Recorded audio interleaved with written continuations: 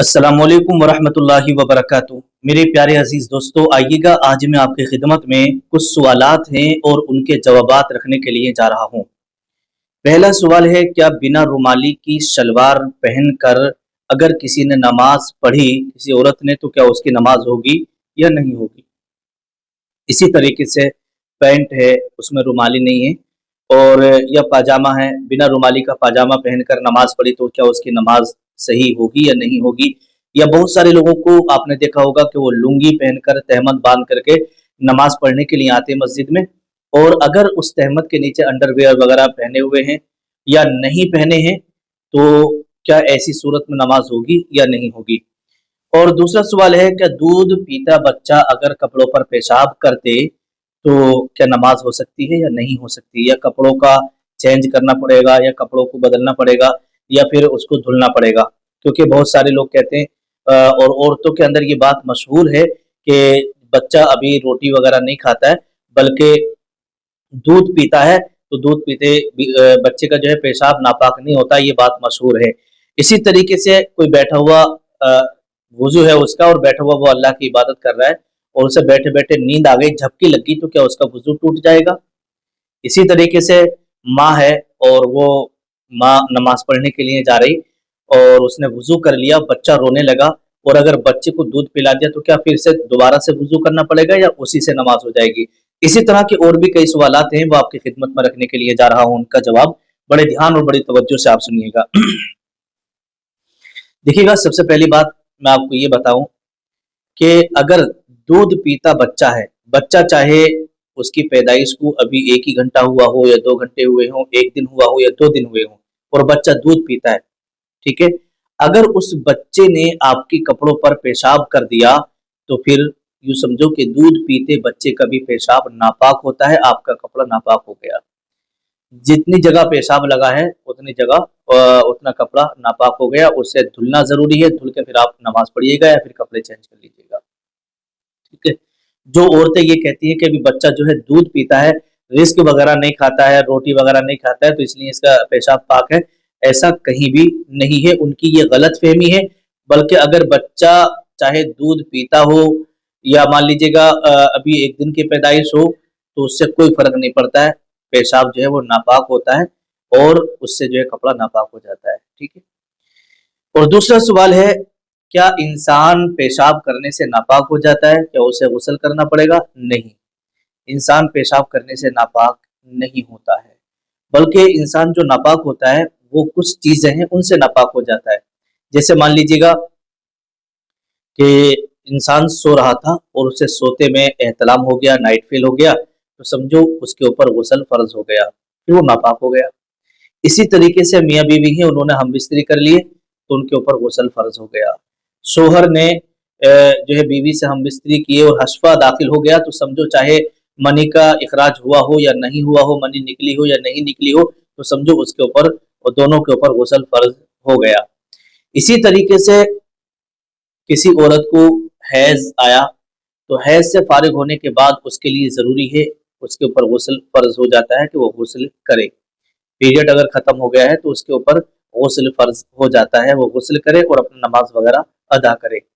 इसी तरीके से अगर कोई औरत है और उसने बच्चे को जन्म दिया, यानी डिलीवरी हुई, बच्चे की पैदाइश हुई, तो बच्चे की पैदाइश के बाद में जो खून आता है ना, उसे निफास का खून शरीयत की ज़बान में बोला जाता है। तो निफास के खून किसी को जो है 5 दिन, 10 दिन, किसी को 20 दिन, 25 दिन, इसकी जो अक्सर मुद्दत है वो 40 दिन है, ठीक है। बहुत सारी औरतों के अंदर ये बात मशहूर है कि भाई बच्चे की पैदाइश हुई है, अब जो है ना औरत वो 40 दिन तक नापाक रहेगी। ऐसा नहीं है, 40 दिन तक नापाक नहीं रहती है। बहुत सारी औरतें जो है 5 दिन में, 10 दिन में, 15 दिन में उनका वो ब्लड आना बंद हो जाता है, और जब ब्लड आना बंद हो गया तो समझो वो पाक हो गई, वो गुस्ल करे और अपना नमाज वगैरह पढ़े। अब जो औरतें 40 दिन तक का इंतजार करती रहती हैं और ब्लड उनका 15-20 दिन में बंद हो गया, तो वो गलत है, उससे उनकी नमाजें भी छूट रही हैं, नापाक वो रह रही हैं। वो गुस्ल करें और अपना नमाज पढ़ें। इसकी जो अक्सर मुद्दत रखी है वो 40 दिन रखी है, कि कभी कभी किसी किसी औरत को 40 दिन तक ब्लड आता रहता है, तो 40 दिन से ज़्यादा वो 40 दिन बहुत सारी औरतों को आता है, तो उसके बाद वो गुस्ल करके नमाज वगैरह पढ़ती हैं। अगर किसी को पहले ही बंद हो जाए तो उसके ऊपर उसके लिए ज़रूरी है कि वो गुस्ल करे اور نماز ادا کرے۔ ایسے ہی ایک سوال ہے، کیا ہم بستری کرنے سے سارے کپڑے ناپاک ہو جاتے ہیں؟ جیسے میاں بیوی نے ہم بستری کی اور اگر کپڑے پہنے ہوئے ہیں تو کیا سارے کپڑے ناپاک ہو جائیں گے؟ تو دیکھیے گا سارے کپڑے ناپاک نہیں ہوتے، بلکہ جو نجاست ہے، جتنے کپڑوں پر جس جگہ پر نجاست لگی ہے اتنا حصہ ناپاک ہوتا ہے۔ جیسے بیڈ ہے، گدا وغیرہ ہے، چادر ہے، تو جہاں جہاں پر بھی نجاست لگی ہے اتنی جگہ ناپاک ہو جاتی ہے، اتنا کپڑا ناپاک ہو جاتا ہے، اس کا پاک کرنا ضروری ہوتا ہے۔ ایسا نہیں ہے کہ نجاست یہاں اس کونے پر لگ گئی تو پورا کپڑا ناپاک ہو جائے گا، ایسا نہیں ہے، جتنے حصے پر نجاست لگتی ہے اتنا ہی ناپاک ہوا کرتا ہے۔ اور ایک سوال یہ ہے، کیا نماز میں اگر انگوٹھا ہل گیا، ہٹ گیا اپنی جگہ سے، تو کیا اس کی نماز نہیں ہوگی؟ تو دیکھیے گا اس کے تعلق سے فقہاء کرام نے لکھا ہے کہ بلا وجہ انگوٹھے کو ادھر ادھر کرنا یہ بہتر نہیں ہے، انگوٹھا ایک ہی جگہ رہے، اور اگر کسی وجہ سے آگے پیچھے ہو گیا، انگوٹھا ہٹ گیا، تو ایسا نہیں کہ آپ کی نماز نہیں ہوگی، نماز ہو جائے گی، لیکن انگوٹھے کو آگے پیچھے نہیں کرنا چاہیے۔ کیا نمازی کے آگے سے ہٹ سکتے ہیں؟ تو دیکھیے گا اس میں دو چیزیں ہوتی ہیں، اس کی دو کنڈیشن ہوتی ہیں۔ جیسے کوئی نمازی نماز پڑھ رہا ہے تو اس کے آگے کوئی نماز پڑھ رہا ہے، تو ایک ہوتا ہے ہٹنا اور ایک ہوتا ہے گزرنا۔ اب کوئی یہاں پر یہ نمازی ہے، کوئی یہاں بیٹھا ہے، یہاں سے ایسے کر کے نمازی کے آگے سے نکل گیا، تو اسے کہتے ہیں گزرنا، اور اس گزرنے سے جو ہے انسان گناہ گار ہوتا ہے، ٹھیک ہے، گناہ گار ہوتا ہے۔ اور اگر کوئی نمازی کے آگے بالکل ایک دم نماز پڑھ رہا تھا اور آگے والے کی نماز پہلے ہو گئی، اب پیچھے والا بھی نماز پڑھ ہی رہا ہے، تو آگے والا بندہ جو ہے ادھر کو یا ادھر کو ہٹ سکتا ہے، اس کے اوپر کوئی گناہ نہیں ہوگا۔ ایک ہوتا ہے ہٹنا، ایک ہوتا ہے گزرنا۔ تو نمازی کے آگے سے گزرنا یہ جائز نہیں ہے، گناہ گار ہوتا ہے انسان، لیکن آپ ہٹ سکتے ہیں، ہٹنے میں کوئی گناہ نہیں ہوتا ہے۔ اب آتا ہے مسئلہ کہ اگر کوئی شخص فرض نماز چھوڑ کر اگر وہ وظائف کرے، رات و رات عبادت کرے، تو کیا اس کے وہ وظیفے، وہ عملیات قبول ہوں گے؟ بالکل نہیں ہوں گے۔ جب تک وہ فرض نمازوں کو ادا نہیں کرے گا تب تک اس کا کوئی بھی عمل قبول نہیں کیا جائے گا، معلق رہے گا، ٹھیک ہے۔ اب مسئلہ یہ آتا ہے، جیسے کہ میں نے شروع میں کہا تھا کہ بنا رومالی کی شلوار یا پاجامہ پہن کر کوئی نماز پڑھتا ہے تو کیا اس کی نماز ہوگی یا نہیں ہوگی؟